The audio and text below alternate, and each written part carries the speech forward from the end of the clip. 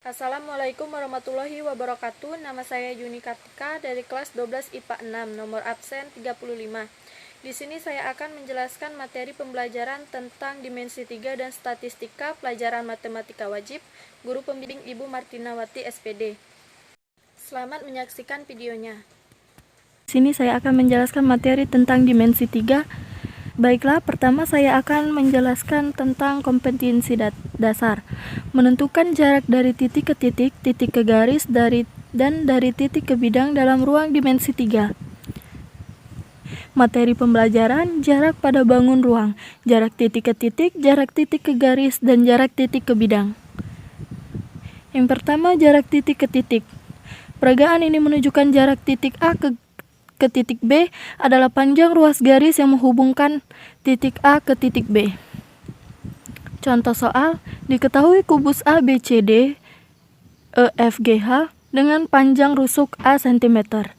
Tentukan jarak 1 titik A ke C, 2 titik A ke titik G, 3 titik A ke titik tengah-tengah bidang E, F, G, H. Baiklah, pembahasan yang pertama. Perhatikan segitiga ABC yang siku-siku di titik B, maka AC sama dengan akar AB pangkat 2 ditambah BC pangkat 2 sama dengan akar A pangkat 2 ditambah A pangkat 2 sama dengan akar 2A pangkat 2 sama dengan A akar 2. Jadi diagonal sisi AC sama dengan A akar 2 cm. Selanjutnya jarak titik A ke titik G. Perhatikan segitiga ACG yang siku-siku di titik C, maka AG sama dengan akar AC pangkat 2 ditambah CG pangkat 2 sama dengan akar A akar 2 pangkat 2 ditambah A pangkat 2 sama dengan akar 2A pangkat 2 ditambah A pangkat 2 sama dengan akar 3A pangkat 2 sama dengan A akar 3. Jadi diagonal ruang AG sama dengan A akar 3 cm. Selanjutnya jarak titik A ke titik B. Perhatikan segitiga AEP yang siku-siku di E, maka AP sama dengan akar AE pangkat 2 ditambah EP pangkat 2 sama dengan akar A pangkat 2 ditambah setengah A akar 2 pangkat 2 sama dengan akar A pangkat 2 ditambah setengah A pangkat 2 sama dengan akar 3/2A pangkat 2 sama dengan 1/2A akar 6. Jadi, jarak A ke P sama dengan setengah A akar 6 cm. Selanjutnya, saya akan menjelaskan tentang jarak titik ke garis. Peragaan ini menunjukkan jarak titik A ke garis G adalah panjang ruas garis yang ditarik dari titik A dan tegak lurus garis G. Contoh soal, diketahui kubus A, B, C, D, E, F, G, H dengan panjang rusuk 5 cm. Jarak titik A ke rusuk HG adalah. Pembahasan, jarak titik A ke rusuk HG adalah panjang ruas garis AH. AH sama dengan A akar 2. AH adalah diagonal sisi. AH sama dengan 5 akar 2. Jadi jarak A ke HG sama dengan 5 akar 2 cm. Selanjutnya saya akan menjelaskan tentang jarak titik ke bidang. Peragaan ini menunjukkan jarak antara titik A ke bidang V adalah panjang ruas garis yang menghubungkan tegak lurus titik A ke bidang V. Contoh soal, diketahui kubus ABCD EFGH dengan panjang rusuk 10 cm, jarak titik A ke bidang BDHF adalah. Pembahasan, jarak titik A ke bidang BDHF diwakili oleh panjang AP. AP sama dengan setengah AC dikali 10 akar 2 sama dengan 5 akar 2. Jadi jarak A ke BDHF sama dengan 5 akar 2 cm. Sekian penjelasan saya tentang dimensi 3. Saya akan melanjutkan penjelasan ke materi statistika. Baiklah, di sini saya akan melanjutkan materi selanjutnya yaitu tentang statistika. Di sini saya akan menjelaskan materi tentang diagram batang, diagram garis, tabel distribusi frekuensi, ogif kurang dari, ogif lebih dari, mencari mean atau rataan, dan mencari median. Dapat dilihat di sini merupakan contoh dari diagram batang. Selanjutnya contoh dari diagram garis atau poligon. Dan tabel distribusi frekuensi data berkelompok. Untuk mencari rentangan atau R digunakan rumus yaitu R sama dengan data terbesar dikurang data terkecil. Untuk menghitung jumlah kelas, K sama dengan 1 ditambah 3,3 log N. Untuk menghitung panjang kelas interval, P sama dengan rentangan atau R dibagi jumlah kelas atau K. Tepi atas, batas bawah dikurang 0,5. Untuk tepi bawah, batas atas dikurang 0,5. Baiklah, saya akan memberikan satu contoh soal. Dari tabel data distribusi frekuensi di samping, buatlah histogram poligon frekuensi OGIF kurang dari dan OGIF lebih dari. Dapat dilihat tabelnya yaitu kelasnya 50 sampai 54, 55 sampai 59, 60 sampai 64, 65 sampai 69, 70 sampai 74, 75 sampai 79. Berikut merupakan histogramnya dan poligon frekuensinya. Dan untuk OGIF kurang dari digunakan OGIF plus dengan mencari yaitu yang lebih besar, yang lebih kecil dari 49,5 yaitu frekuensinya 0, untuk 54,5 frekuensinya 3, 59,5 frekuensinya 4 dan seterusnya.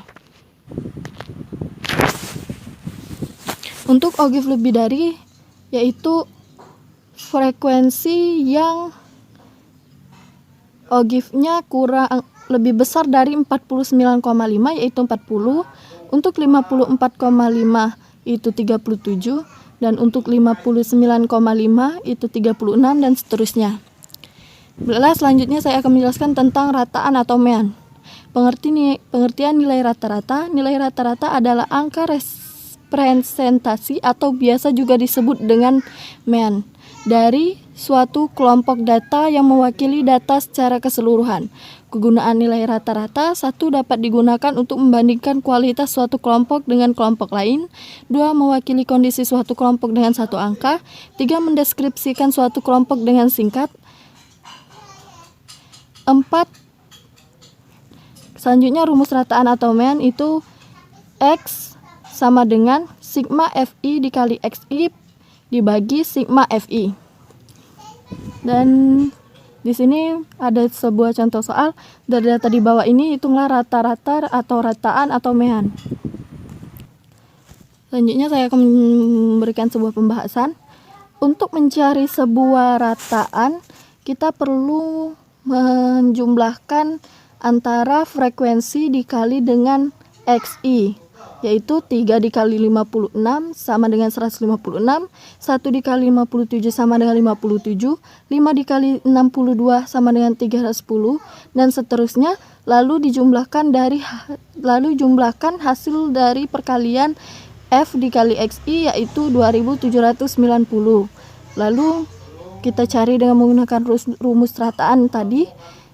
X sama dengan sigma FI dikali XI per sigma FI sama dengan 2790 dibagi 40 sama dengan 69,5 atau 70. Maka rata-rata pada data di samping adalah 69,75 atau dibulatkan menjadi 70.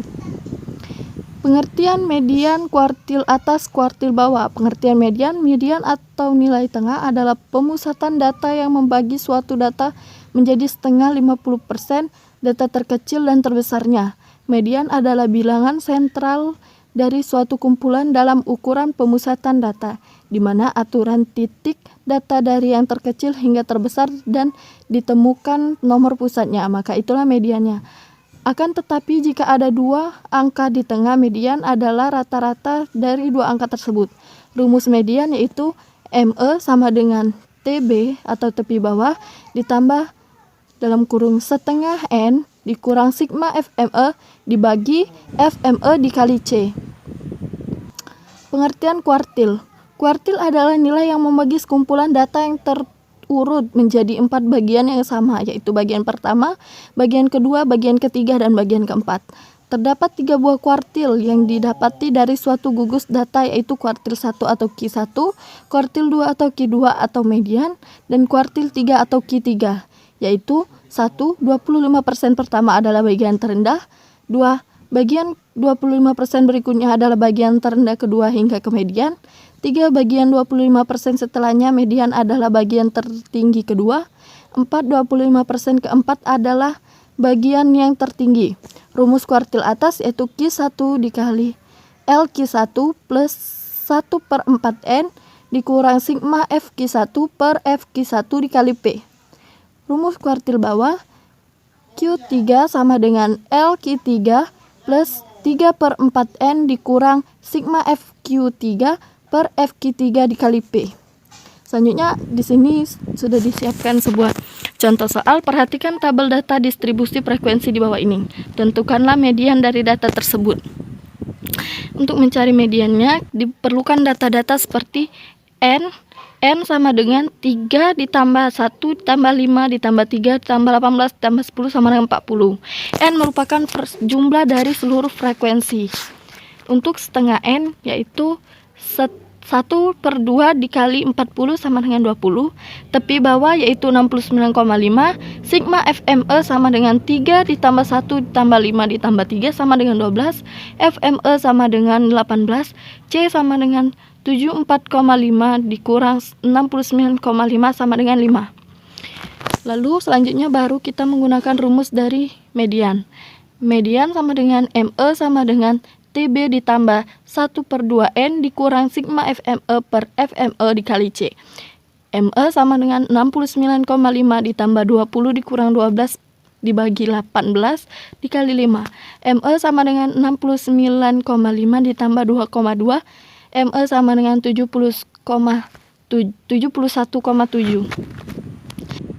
Demikian penjelasan saya tentang materi dimensi 3 dan statistika. Saya harap dari penjelasan saya dapat membantu teman-teman untuk menyelesaikan tugas tentang dimensi 3 dan statistika. Saya ucapkan terima kasih. Wassalamualaikum warahmatullahi wabarakatuh.